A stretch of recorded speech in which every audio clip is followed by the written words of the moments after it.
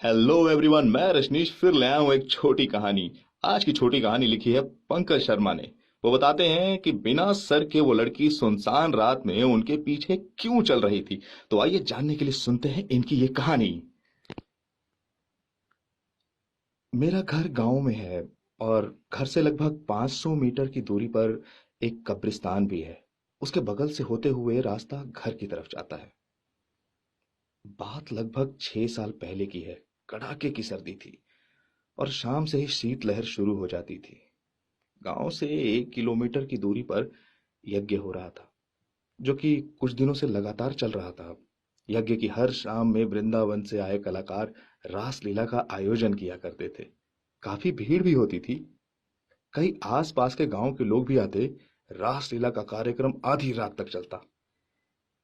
इसी बीच एक रोज की बात है, मैं यज्ञ की परिक्रमा करने पहुंचा और शाम में परिक्रमा पूरी करके वहीं रासलीला देखने को रुक गया और रासलीला का मंचन देखने लगा।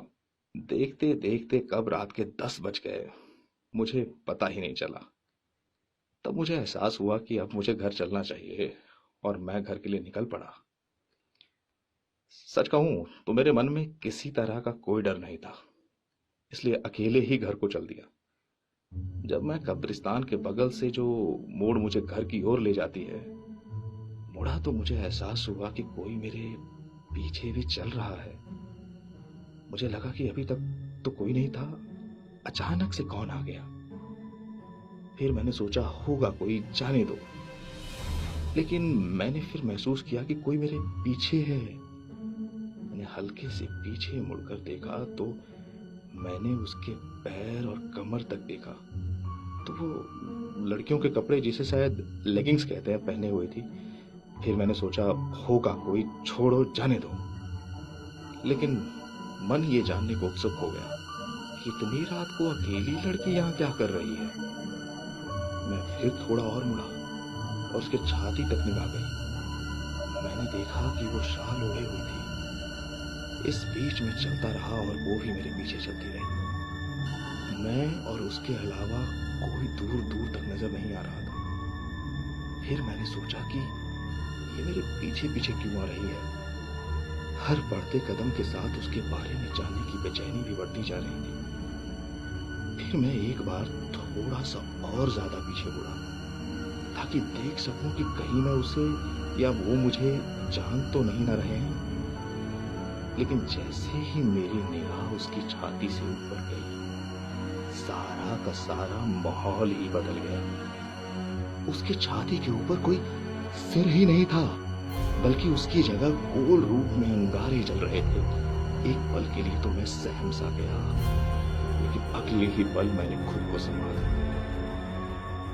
मजे की बात देखिए, मैंने किसी भगवान को नहीं याद किया, जबकि कुछ देर पहले मैं खुद ही पूजा करके आ रहा था।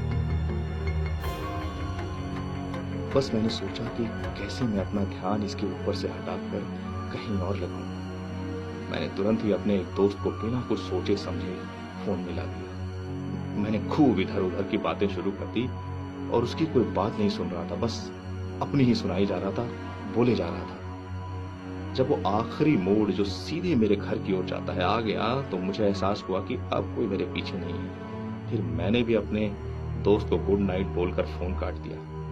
लेकिन जैसे ही फोन रखा, फिर देखा कि वो लड़की मेरे पीछे चल रही थी।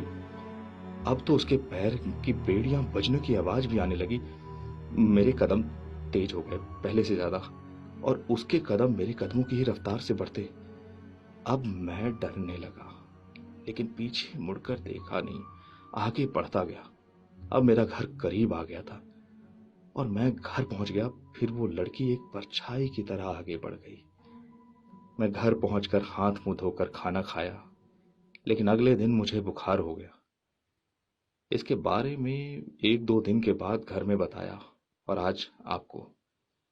लेकिन मुझे आज तक नहीं पता कि वो बिना सर वाली लड़की कौन थी।